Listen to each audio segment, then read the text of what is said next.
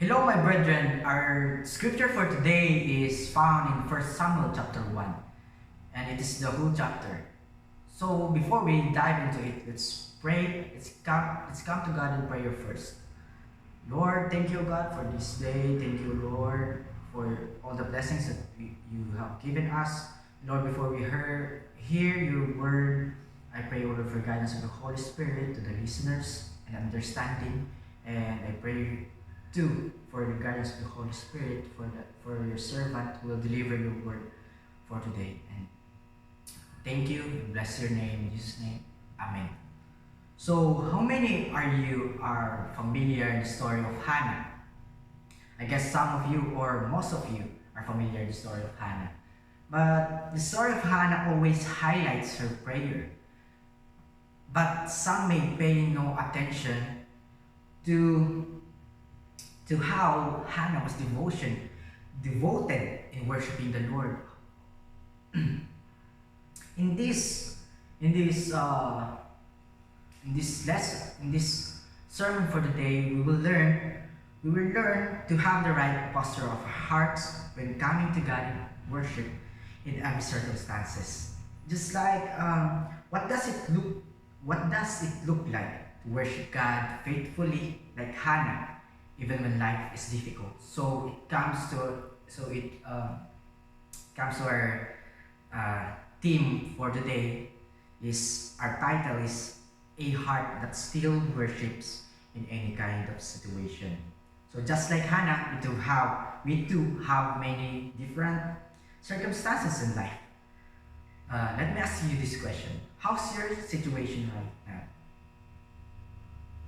Can you still can you still worship God in your situation? Let's ponder upon those questions. And as we go through the life of Hannah, let us learn and reflect from the way she worshiped God in every circumstances. So let me give you the summary of the story. There was a certain devoted man named Elkanah, her husband, who had two wives, Penina and Hannah. And his family had this routine to come to worship and sacrifice yearly to God. And Penina had children, but Hannah was barren. But Elkanah favors Hannah more than Penina. So out of jealousy, Penina provoked always Hannah, and she always bullied her. So in these difficult times, when we take into account in this story of Hannah, we will learn the first point is she worshiped God consistently. It is found in verse 7. So it was year by year when she went up to the house of the Lord that she provoked her. Therefore she wept and did not eat. Hannah still comes to God in worship yearly, even with her circumstances. Hannah still comes to the house of the Lord, even with her rival. Even though we don't know how many years did Hannah suffer from the bullying of Penina to her. So being consistent is coming to God even if we do not feel like it. So let me ask you again questions. Do you still think twice about going to church if the weather is cloudy? Or do we go to church only if we feel good? So sometimes it takes discipline too. Worship is not occasional, but it must be a continual and a lifestyle. So we will see in the Old Testament, old times, they couldn't worship God without these things: a sacrifice, tabernacle, and a priest. They must have these three things. But now we can, anytime, anywhere, we can worship God. We can come to God anytime and anywhere.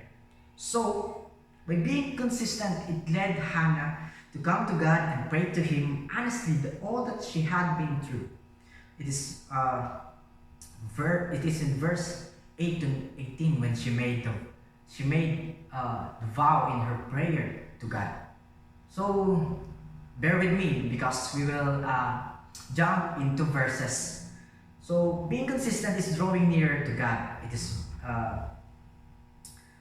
it is how can God hears us when we don't draw near to Him? So let me read it to you in James chapter 4 verse 8a. Draw near to God and He will draw near to you. So it's clear that, but let me give you this practical illustration or example of how it is like drawing near to God. Drawing near to God is like drawing our mouth nearer to God's ear, so He hears our prayers. So, my brothers and sisters, let us draw nearer to God consistently, even with our circumstances. So, if we know that God hears us, especially in times of waiting, which lead us to our second point, we must worship God. We can worship God confidently. It is found in verse 18b to 20. It said here, so the woman went her way and ate, and her face was no longer sad.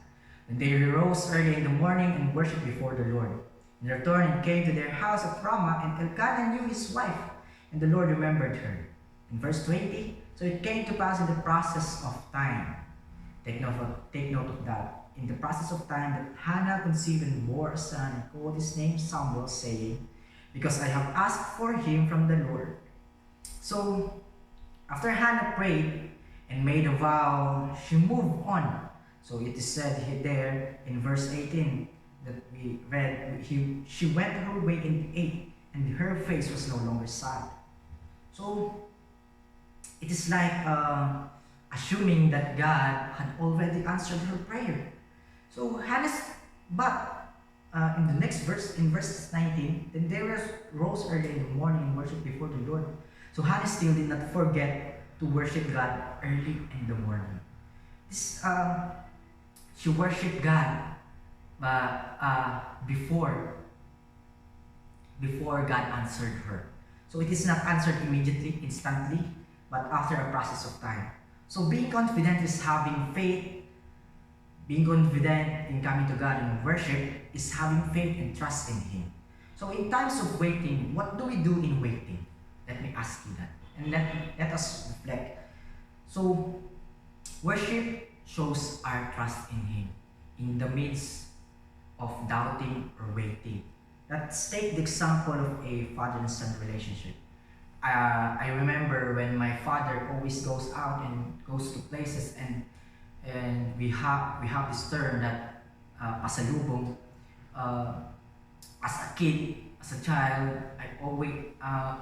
I remember that my father always brings something to me, and every now and then I'm always thinking that whenever my dad comes home, whatever I ask of him is I will have this pasalubong.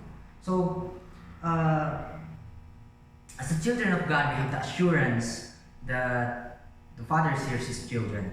Now this is let me read to you in 1 John 5:14 to 15. Now this is the confidence that we have in Him, that if we ask anything according to His will, He hears us.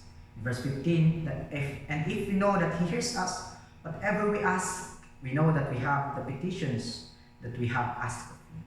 So after God remembered Hannah and granted her petition, or after God answered her prayer, Hannah did not forget about her vow, and she does it accordingly.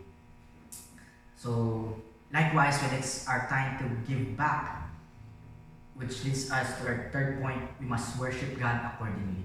It is found in verse 27 to 28 of 1 Samuel chapter 1. It said here, for this child I prayed, and the Lord has granted me my petition which I asked of Him.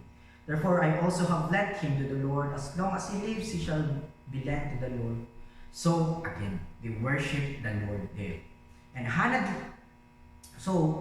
I have this curiosity that in the point of view of a mother, what kind of feeling is that of asking for a son or a daughter for how many years and losing it? So, but in this passage, what I understand is Hannah didn't lose a son. She just gave it back. She understands that what God gave her is not hers. So she made that kind of vow in the first place. So you can learn worshiping God accordingly is giving back what's rightfully his.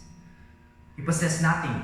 Let's take, for example, the talents, gifts, money, family, life, strength. It's not ours. So it must not. So if we have that kind of mindset, if it is not ours, it must not be painful to give it back to the Lord. So because it's not ours in the first place, instead we should be grateful. We should be grateful. So in Psalms 24 verse 1, the earth is the Lord's and all its fullness, the Lord and those who dwell therein. So it's clear that all that we see is from the Lord. So what we can only give is our praises and adorations to God. That's only, in my opinion, or in my understanding, that's we can only give back. What we can only give to our Lord, to our God, is our praises and adorations. And for example, again, like a father and son relationship, if your father gave you something, the only thing you can do is give thanks to your father, and it will make you love your father more and more, and it must be. So, instead in Psalms 29 verse 2, give unto the Lord the glory due to his name. Worship the Lord in the beauty of holiness. So possessing this kind of mindset or attitude when we come to God in worship just feels right. So, therefore, my brothers and sisters, in my conclusion, what does it look like?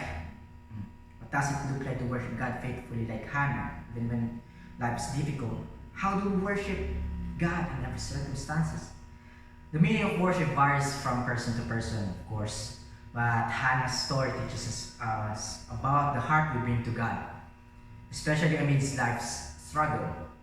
Example teaches us some ways to still worship God in every circumstances. First is we must worship God with unwavering devotion. Worship God consistently with unwavering devotion no matter what challenges or pains we face, showing that our faith is not dependent on our situation. Second, we must worship God confidently. Approach God with bold confidence and deep trust, knowing that He hears us and is faithful even when the answer seems delayed.